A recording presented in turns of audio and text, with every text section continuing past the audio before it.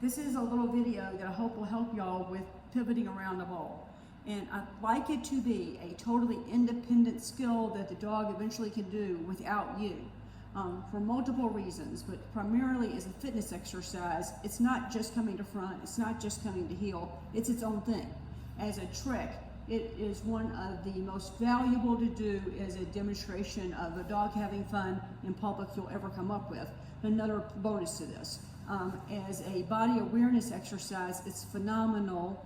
As a abductor and adductor of the rear legs, it's a phenomenal exercise. And the higher the ball is, the more likely it shifts weight to the rear and can help work with stabilizer muscles as well as preventing injuries such as psoas injury.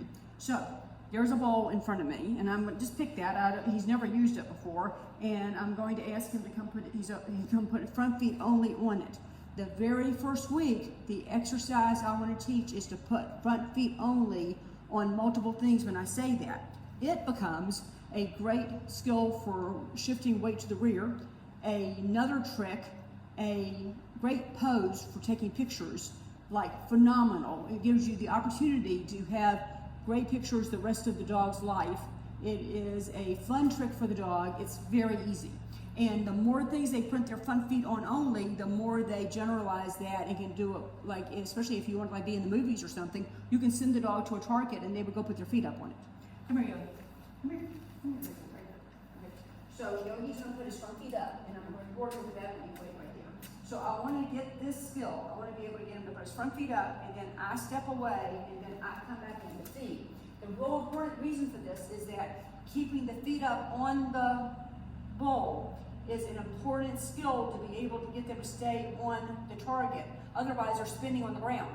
I need them spinning with their feet staying on. Okay. So I'm going to take my food in my right hand if I'm going to get him to go counterclockwise. So wait, I don't want him to anticipate this because he's trying to demonstrate. And he's going to go, I'm going to move his head, and as he moves his head, he's starting to pivot around. I would, when they're first learning this, come here, baby. And this could be a whole week getting that first step either direction. So that's all I want at the beginning. He's got his head, I'm going to turn his head in his face. Wait, baby. Yogi, get your feet up. Wait. I want to turn his head from where he's facing kind of toward the back of the building. So he's barely being turned by his head. And what I want to make sure is that his spine and head, once I get him going, stay in position. So you see, it's hard to get a dog to back up to just doing a tiny little bit here, okay? So once they know the skill, stand, good boy, good stand. It's another way also of practicing your stand, because it is another stillness exercise for standing still, and it has very clear criteria. The dogs understand that their feet are up on something and those feet don't move. Now the back feet is a different matter. That's a different trick foundation skill that will help your stand stays for most dogs. Okay, so I'm coming in the feet, so I'm reminding him that I want him to stand still unless I cue. Okay, when I cue, I want him to keep his feet up. Ready? Go. Circus dog. And he's going to keep going, and I'm convincing him to go slowly by holding my hand here. Ready? Wait. Circus dog, go. Good boy. Yeah. Good boy. Ready? Other way. Get your feet up. Good boy. So you see how easy it is for them to get their feet off. I need to make sure he keeps his feet on. And so that's what that looks like. And you can get the dog really advanced on this, and it may take you 2 weeks, it may take you 6 months. It doesn't really matter. But the most important thing is that beginning step of just stillness with your feet up matters forever for many other skills. It's a great foundation. Do not rush through that in order to get the pivoting around. Now, when I come into the picture, is when they're already good at it. And then I'm going to use this to get your feet up, to teach them to stay in heel position. Good boy. And it's another way of them learning the value of being in heel position. Ready? Stand. Good boy. Keep going. Good boy. Keep your feet up. Good boy. There you go. It also is a great way of working your fronts. I find this much harder if you've done what I did, which is where I mainly use it to teach the left turn for obedience. Come here, baby. Go get it. Up, feet up. Good boy. So he's got his feet up. Wait. Wait a minute. Here, ready? Come. Good boy. Stand, stand. Good boy. will almost always default to a sit, and I don't mind that. I think as an obedience dog, there's nothing wrong with that. I think if you were just doing everything else, it would be better to be a stand. But if you're an obedience dog, the default to the sit in front when they're in front is wonderful. Now, you notice he's staying at front. He's trying very hard. Come, front, no, try again. Ready? Front, say front. Come. Sorry, I heard the wrong one. Come. Good boy. Do it again. Good boy. Wow. Now, when I'm going to the left, it's harder for him by far to know that we're doing fronts and not finishes. So I will help a lot more. I'm going to bring the food down. Come. Good boy. Good boy. Come. Good boy. Come.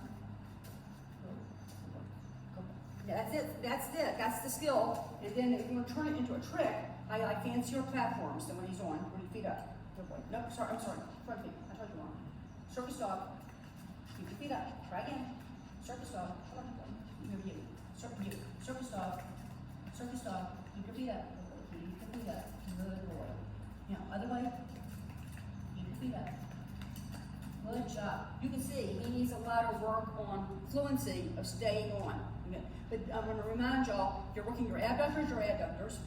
He's working coming to heel. He works fronts this way. He's learning to stay back. He has great stays. Unlike another one of my dogs. and a lot of that came from doing all this when he was a puppy. Every dog is different, and what they like to pivot on is different. So feet up, baby. Good boy. He's already learned this, so he's never seen that before, but he went right to it. For dogs who haven't done this before, I think a lot of dogs do better if you fiddle around and offer them multiple things from their feet up position to start that first step. The two hardest spots is the first step. So I'm standing there staring at him, and if you click any foot movement as long as he keeps his front feet on. You're looking for rear feet movement. If you want to use a verbal marker, say yes, I use wow. So, but I'm looking for the tiniest movement. That's it. That is what I'm clicking for, or say wow for. Okay, and then the food comes immediately.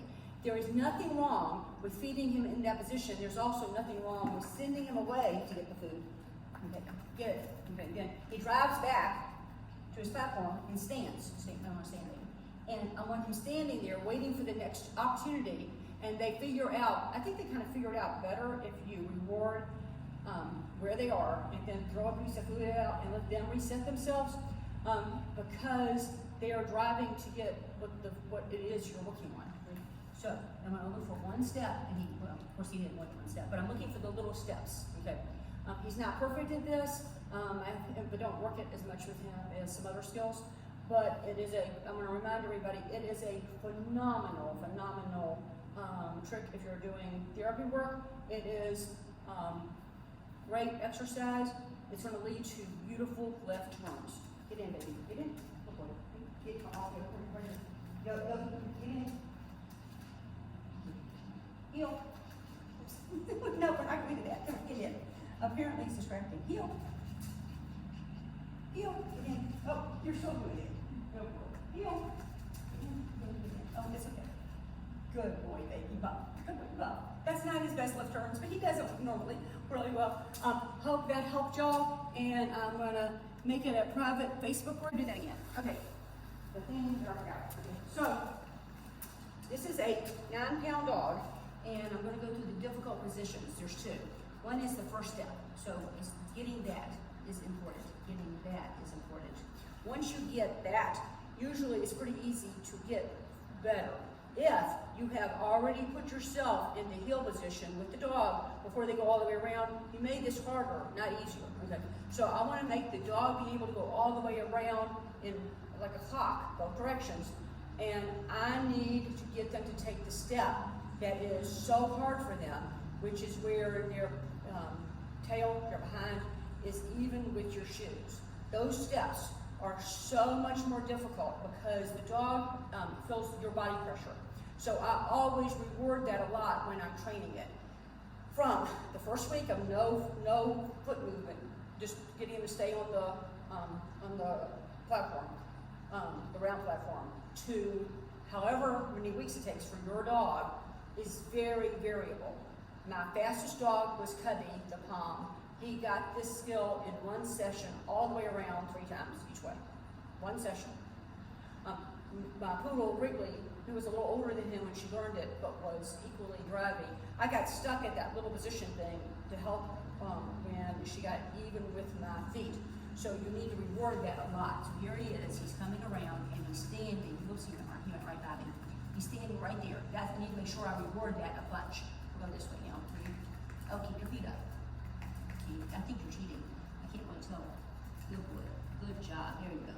So, by the way, I couldn't really tell if he's cheating on all of your video, but I could tell if I did this in front of a mirror instead of where I'm doing it. So in a mirror, I can see his feet. With his coat, I cannot see his feet. So if there's any mistakes on there and I just kept rewarding, it's because I don't usually train this without a mirror. Okay? Mirrors are extremely helpful. So in terms of equipment, I would have several different props that you could try, different heights, different widths, different surfaces, to see what it is they like at the beginning of this. They generalize it really well.